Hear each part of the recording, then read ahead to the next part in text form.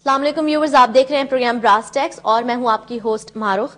ہمارے ساتھ ہمارے ڈیفنس ایکسپرٹ اسٹوڈیو میں موجود ہیں جناب زید حامد صاحب۔ السلام علیکم سر۔ ویورز، جیسا کہ آپ کو پتا ہے کہ ہم اقبال پر اسرار کے حوالے سے گفتگو اپنی جاری رکھے ہوئے ہیں۔ پچھلے چند ایپیسوڈز میں آپ نے دیکھا کہ ہم نے اقبال کے اوپر بہت سارے ایسے نکات کے اوپر بات کی جو شاید آپ پہلے نہیں جانتے تھے۔ آج بھی اقبال کے حوالے سے ہم چند ایسے نکات پر بات کریں گے جو میرے خیال سے آپ کے لیے کافی انٹرسٹ کا باعث ہوں گے۔ زید صاحب، پہلے تو میں چاہوں گی کہ آپ پچھلے ہماری جتنی ایپیسوڈز ہیں 4 غالباً ہم نے قسطیں کی ہیں، ان کا تھوڑا سا آپ اگر اوور ویو یا بریف دے دیں تاکہ ہمارے ویورز کو پتا ہو کہ ہم کہاں سے آج گفتگو اپنی جاری رکھیں گے۔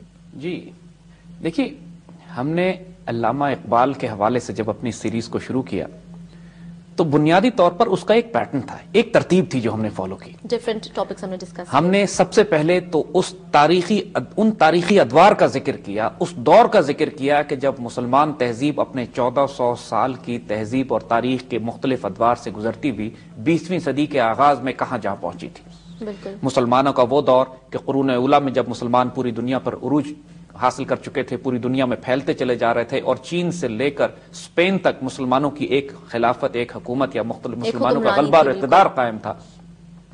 اس دور سے لے کر جب آہستہ آہستہ مسلمان اپنے اسٹیبلٹی پیریڈ پہ آئے، یہ وہ دور جب کروسیڈز کا آغاز ہوتا ہے، جب باہر سے قوتیں اور طاقتیں مسلمان ممالک پر حملہ آور ہوتی ہیں، اور پھر تیسرا وہ دور جب مسلمانوں کے زوال کا ہوتا ہے کہ جب مسلمانوں کے گھروں میں یہ طاقتیں داخل ہو جاتی ہیں اور تمام بڑی بڑی مسلمان ریاستیں یا مسلمان خلافت یعنی خلافت عثمانیہ کمزور ہونا شروع ہوتی ہے، مغل کمزور ہونا شروع ہوتے ہیں ہندوستان میں، اور آہستہ آہستہ اجتماعی طور پر پوری امت کا زوال شروع ہو جاتا ہے۔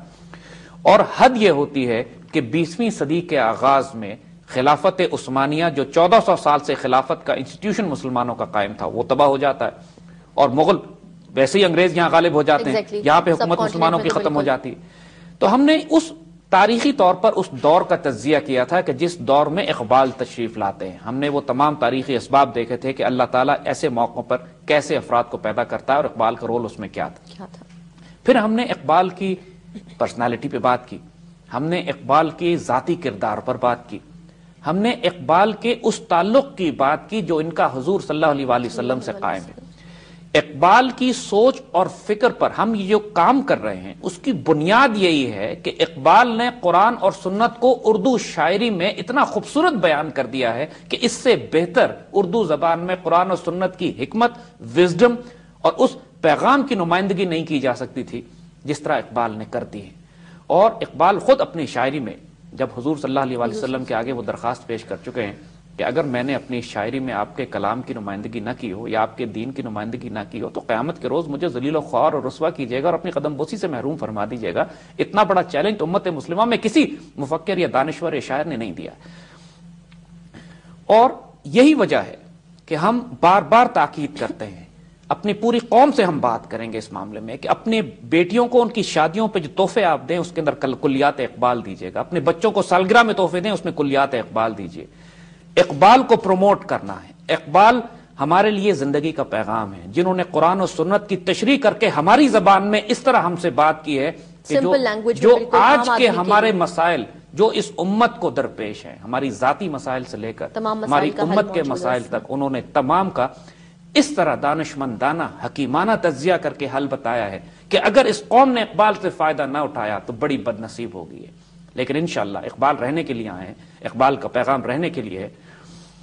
دیکھیے، ایک بات ذہن میں رکھیے گا، ہر دور، ہر زمانہ، ہر پیریڈ اپنے ساتھ نئے فتنے، نئی آزمائشیں لے کر آتا ہے۔ Absolutely. ہمارے 1400 سال سے جتنے بزرگ گزرتے ہوئے آئے اپنے اپنے دور میں، انہوں نے اپنے دور کے فتنوں کا مقابلہ کیا ہے۔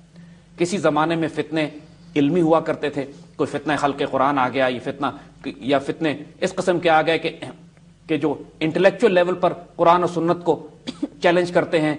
کبھی ایسے فتنے آئے کہ جب گریک اور لیٹن فلسفی داخل ہو گئی اسلام کے اندر اور اس کا مقابلہ کرنا پڑا۔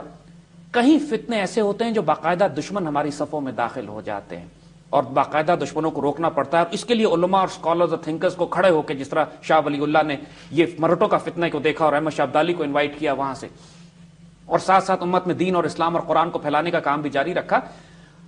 لیکن ہر دور کے مجدد، ہر دور کے اسکالر، ہر دور کے دانشمند، ہر دور کے وہ افراد کہ جن کو اللہ رسول صلی اللہ علیہ وآلہ وسلم کی طرف سے ڈیوٹی دی جاتی ہے امت کو بیدار کرنے کی، وہ اپنے دور کے فتنوں کا مقابلہ کرتے ہیں۔